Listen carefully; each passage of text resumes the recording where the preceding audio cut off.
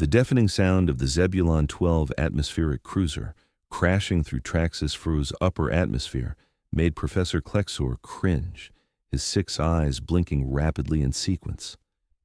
Jack Norman, the only human aboard, seemed entirely unfazed by the violent descent, merely tightening his safety harness and continuing to read data from his tablet.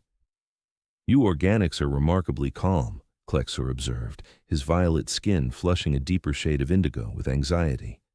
"How are you not concerned about this landing?" Jack glanced up, his weathered face showing mild amusement. This is nothing compared to the storms back on Earth's Siberian outposts. When you've survived a Category 6 methane hurricane, standard atmospheric entry feels like a gentle rocking. Klexor's mouth appendages twitched skeptically. His species, the Droviians, were known throughout the galaxy for their brilliant scientific minds, not their physical resilience. As the leading xenometeorologist from the Galactic Academic Consortium, he had studied thousands of planetary weather systems but experienced very few firsthand.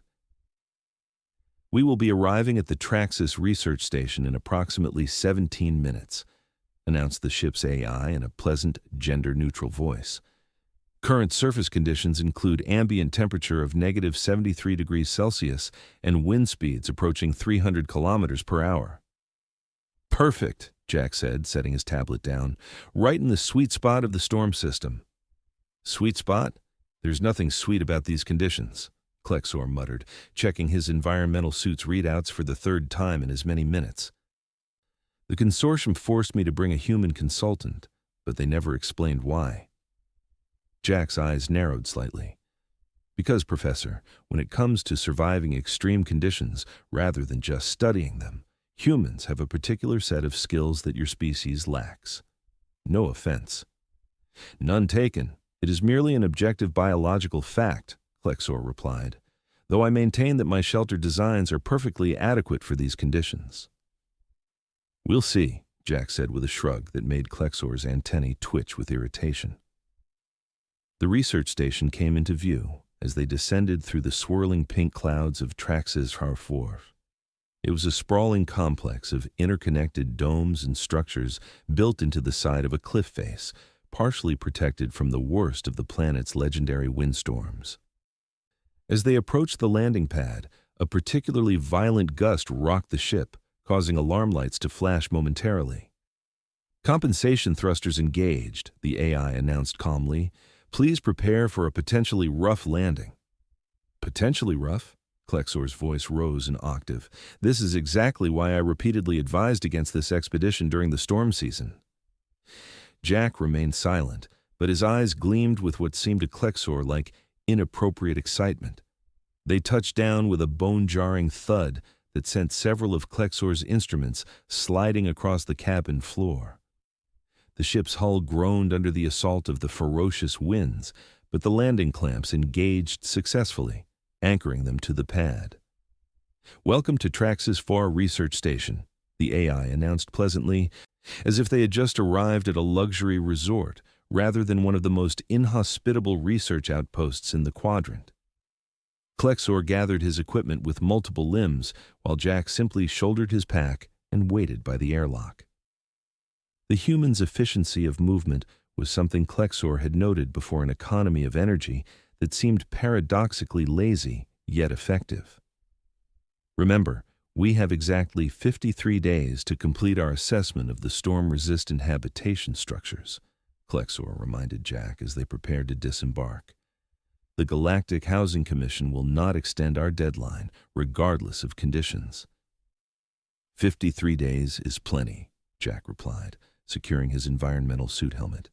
"Assuming your designs hold up, of course." The airlock cycled open, and they were immediately hit by the howling winds of Traxis IV, despite the partial protection of the landing pad's force shields. Klexor instinctively hunched his body, while Jack leaned into the wind, seemingly undisturbed. Station Director Velix greeted them at the entrance to the main facility, her translucent exoskeleton glowing faintly with bioluminescence, a trait common to the native Traxians who had evolved in this harsh environment. "Professor Klexor, Mr. Norman," she buzzed in accented standard. "We are honored by your presence. The experimental shelters have been constructed according to specifications and await your inspection."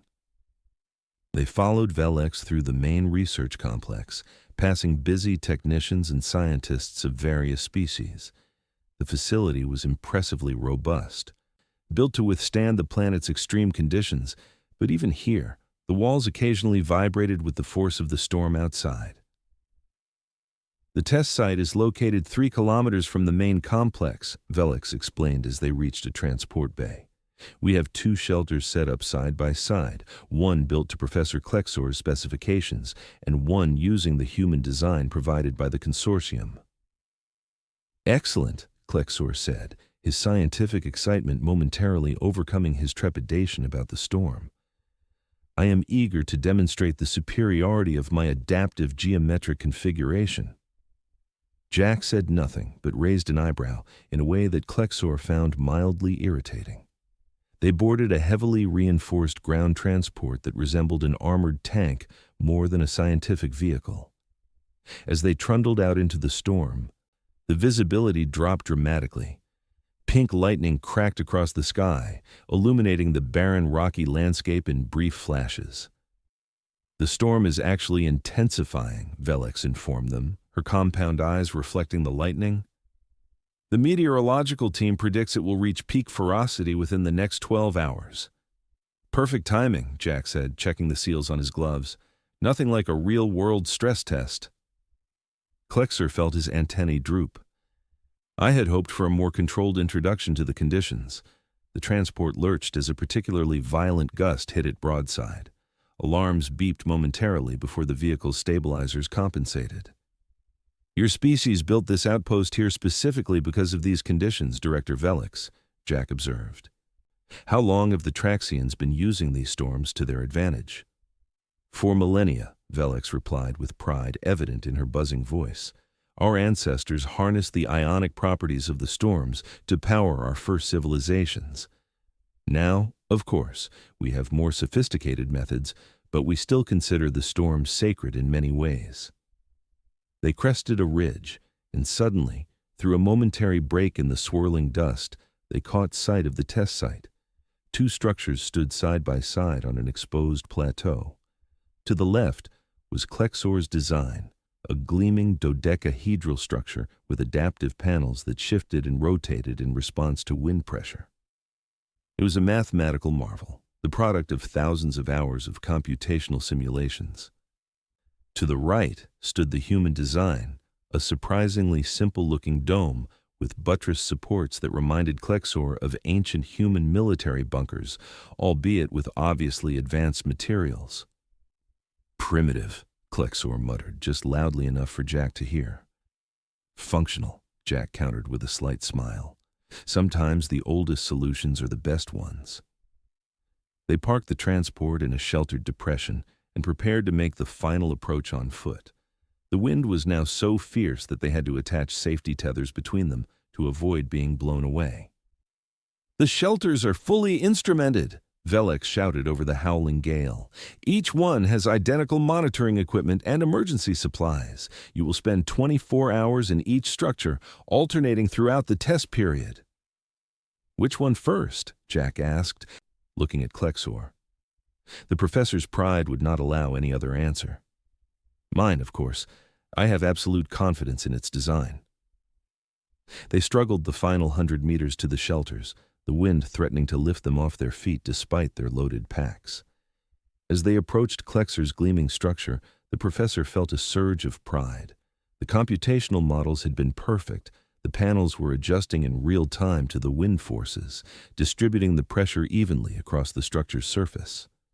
"Ingenious design," Velix complimented as they reached the airlock. "The dynamic response algorithm is particularly impressive."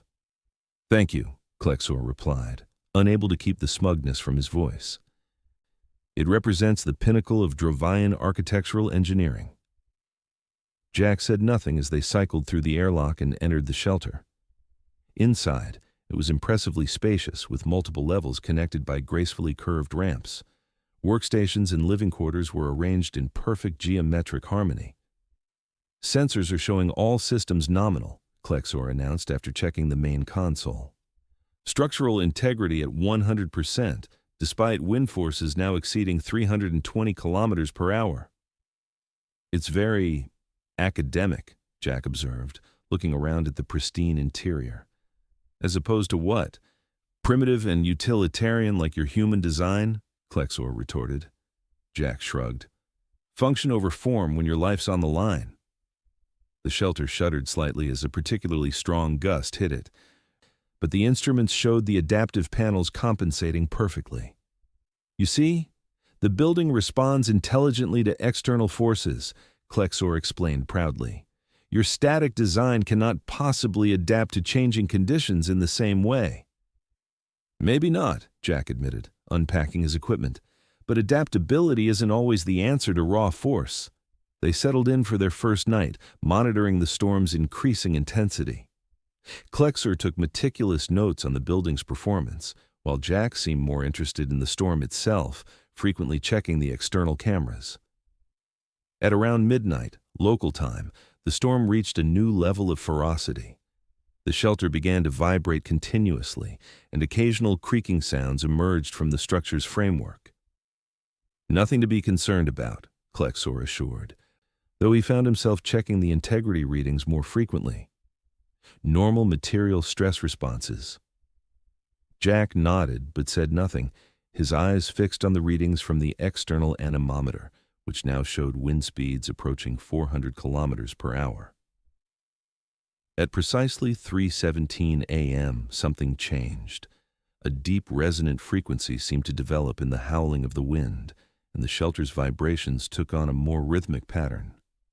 That's interesting, Jack said, suddenly alert. The storm is hitting some kind of harmonic frequency. Impossible, Klexor dismissed. My design accounts for all possible resonant frequencies. An alarm chimed softly from the console. One of the adaptive panels was reporting increased stress beyond predicted parameters. A minor calibration issue, Klexor said quickly, his fingers flying over the controls, easily adjusted. More alarms began to sound. The shelter's AI announced in a calm voice. Warning, structural integrity compromised in sections 3, 7, and 12. Recommend immediate evacuation.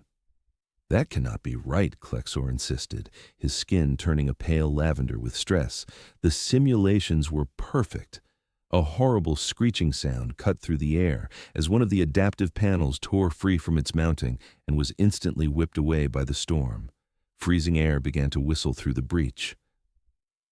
Emergency protocols engaged, the AI announced, deploying internal pressure barriers. Transparent force fields flickered into place, containing the breach, but the damage was done. The shelter's perfect geometric harmony was broken, and the storm now had a weakness to exploit.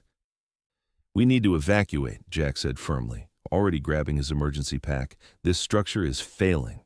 Impossible, Klexor repeated, but his protest was drowned out by the sound of another panel tearing away. The simulations were run on the most advanced quantum computers in the galaxy. Simulations aren't reality, Jack replied, tossing Klexor's survival pack to him. Come on, we're moving to the human shelter. In this storm, we will be killed instantly. We'll be killed for certain if we stay, Jack countered. The resonance is getting worse, your whole design is coming apart. As if to emphasize his point, a massive crack appeared in the ceiling above them, spreading rapidly across the once perfect surface. Emergency evacuation recommended, the AI confirmed. Structural failure imminent. With great reluctance, Klexor followed Jack to the airlock. They sealed their environmental suits and prepared to face the full fury of the Traxian storm. We'll need to stay tethered, Jack shouted over their comm system. When I open this door, the wind's going to try to separate us. No matter what happens, don't let go of the tether. Klexor nodded, his multiple limbs clutching the safety line with desperate strength. When the outer door opened, the storm hit them like a physical blow. Klexor would have been instantly swept away if not for Jack's firm grip on the tether and the human's seemingly impossible ability to stay grounded against the wind. One step at a time, Jack shouted, leaning at an almost impossible angle into the gale. Follow my footsteps exactly.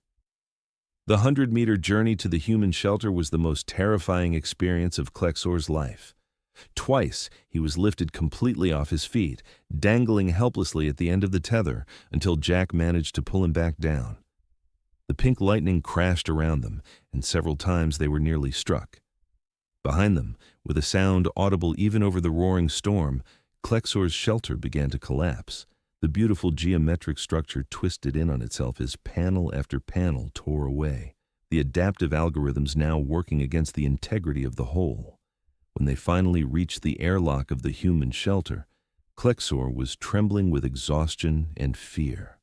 Jack punched in the access code, and they tumbled inside as the door sealed behind them. The contrast was immediate and striking. While the storm continued to rage outside, the interior of the human shelter was eerily quiet.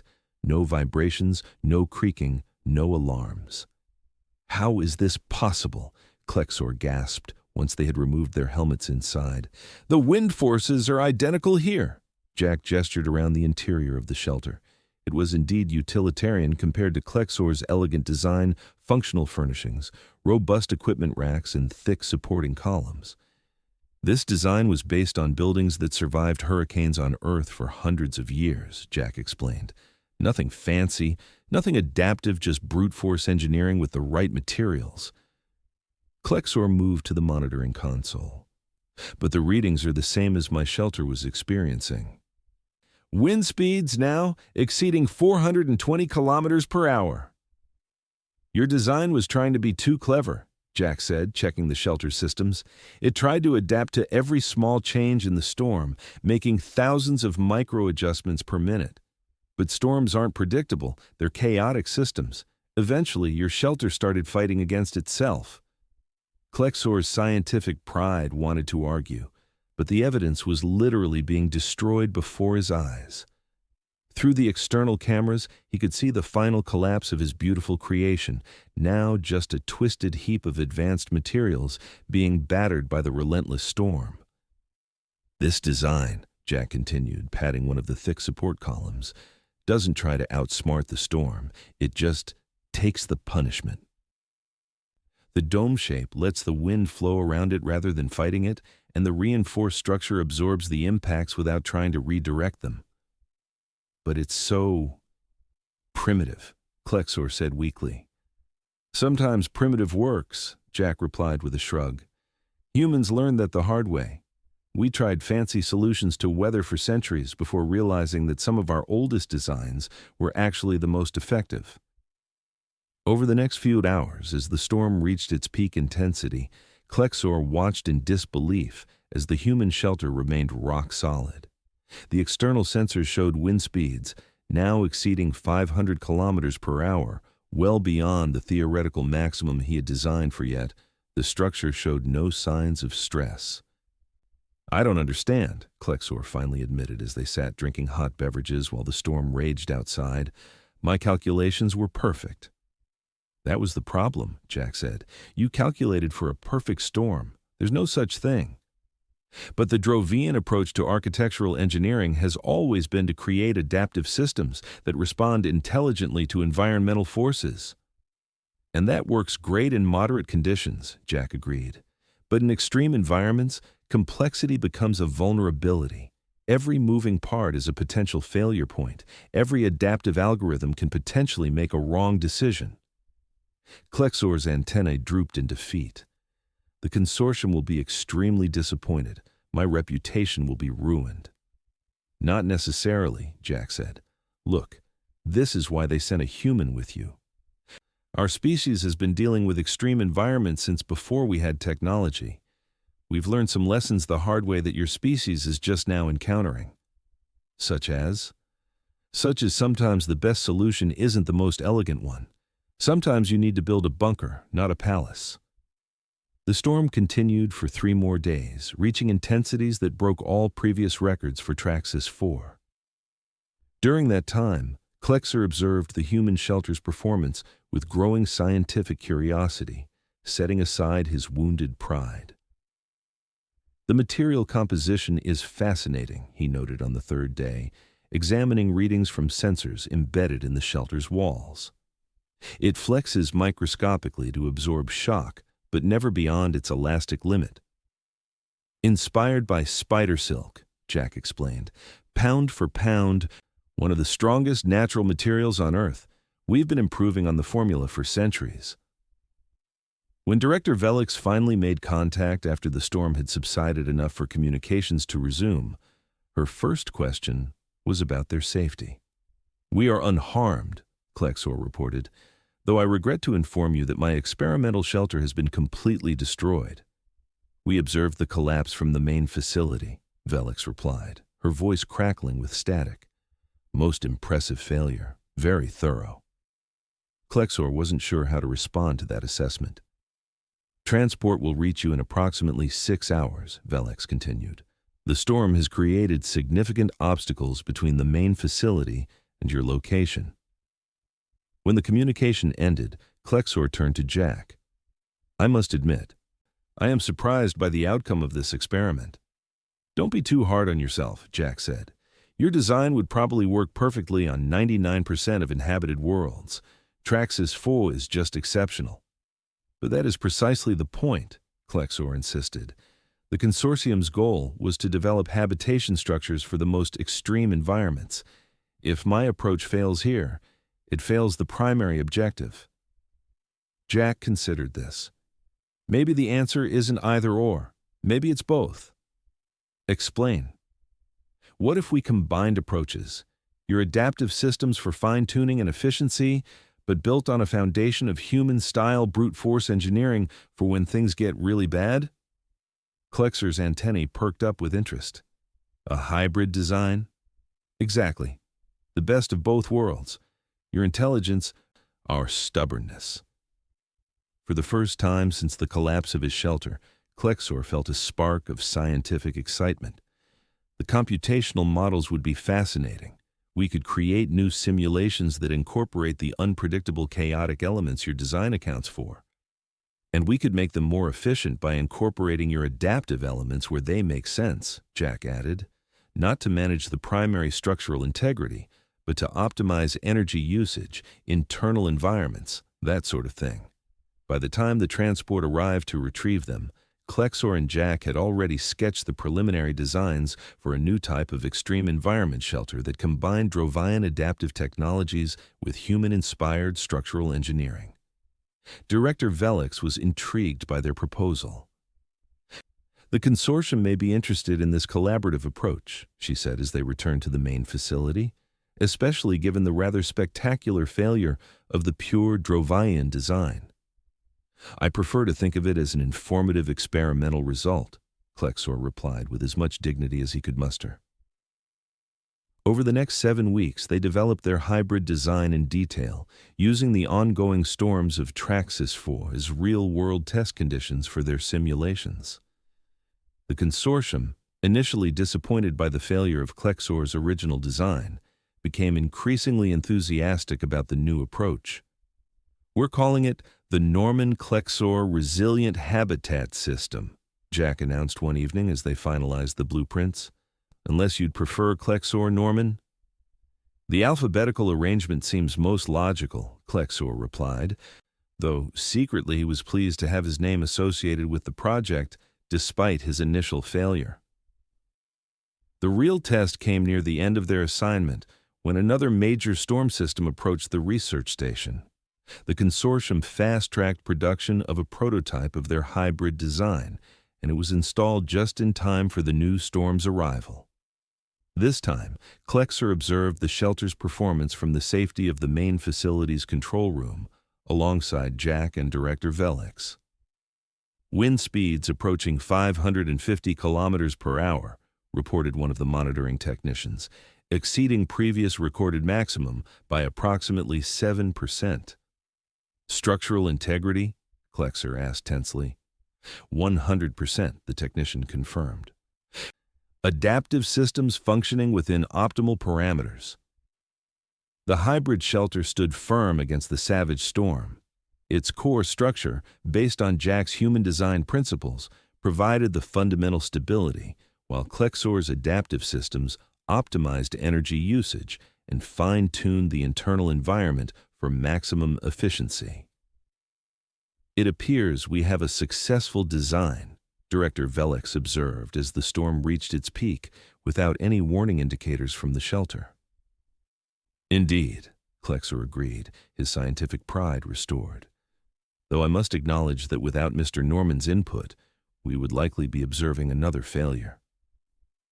"And without your adaptive systems, we'd have a shelter that works, but uses twice the energy and provides half the comfort," Jack countered.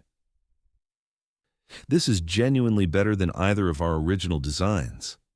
When the consortium representatives arrived the following week to evaluate the results, they were impressed not only by the performance of the hybrid shelter, but by the collaborative process that had created it. "This represents an exciting new direction in extreme environment architecture," declared Senior Administrator Plex, his crystalline form glittering with approval. "The consortium proposes to establish a joint human Drovian research initiative with both of you as co-directors." "I would be honored," Klexor said immediately. Jack nodded his agreement. "As long as we can continue field testing in real conditions, no matter how good our simulations get, there's no substitute for experiencing the real thing." "Agreed," said Administrator Plex. "In fact, we have identified 17 potential test sites across the galaxy, each presenting unique environmental challenges." As they finalized the details of their new joint venture, Klexor reflected on how much his perspective had changed in just a few short weeks. He had arrived on Traxis IV, certain of the superiority of Drovian engineering and dismissive of what he considered primitive human approaches. Now, he recognized that there was wisdom in both methods, and the true innovation often came from the unexpected combination of different perspectives. "I must admit," he said to Jack as they watched the sunset through the swirling clouds of Traxis IV, "when I first saw your shelter design, I laughed at its simplicity. I could not imagine how something so basic could withstand these storms. And I thought your design was needlessly complicated," Jack replied with a smile. "Turns out we were both right and both wrong." "An accurate assessment," Klexor agreed. "Though I still maintain that my original design would have worked perfectly on any reasonable planet. And my design would have been wasteful and inefficient in less extreme conditions," Jack acknowledged. "That's why the hybrid is better than either one alone." The next day, as they prepared to leave Traxis IV, Klexor took one final look at the site where his original shelter had been destroyed. Nothing remained now except a few twisted components half buried in the rocky soil, a humbling reminder of the limits of pure theory. Beside it stood their new hybrid shelter, already being expanded by consortium engineers to serve as a permanent research outpost. Its sturdy dome-like structure incorporated elegantly integrated adaptive elements that shifted subtly in response to the ever-present winds. "You know," Jack said, following Klexor's gaze, "there's an old human saying, 'Pride goes before a fall.'" "We have a similar expression on Drovia," Klexor replied, "though ours translates roughly as, 'The loudest proclamation of certainty invites the universe's correction.'" "I like that," Jack laughed, "more poetic than ours." As they boarded the ship that would take them off-planet, Director Velix presented them each with a small crystal containing a three-dimensional image of both shelters, Klexor's original design, at the moment before its collapse, and their hybrid creation standing firm against the storm. "A reminder," she buzzed, "that failure and success are often separated by just one insight." Klexor accepted the crystal, holding it carefully in his multiple appendages. "A valuable lesson that I will not forget." The ship lifted off, pushing through the perpetual storms of Traxis IV towards the clear darkness of space beyond. As the pink clouds fell away beneath them, Klexor found himself already sketching new ideas for their next project, ideas that combined the mathematical precision he had always valued with a new appreciation for the tested wisdom of seemingly simpler approaches. "Where to first?" Jack asked as they achieved orbit. The consortium mentioned an ice planet in the Rigel system experiencing unprecedented tectonic activity, Klexor replied.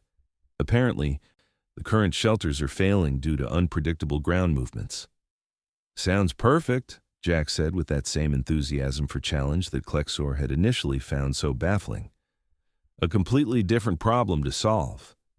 Indeed, Klexor agreed, surprised to find himself sharing that enthusiasm, and one that neither of our species could likely solve alone.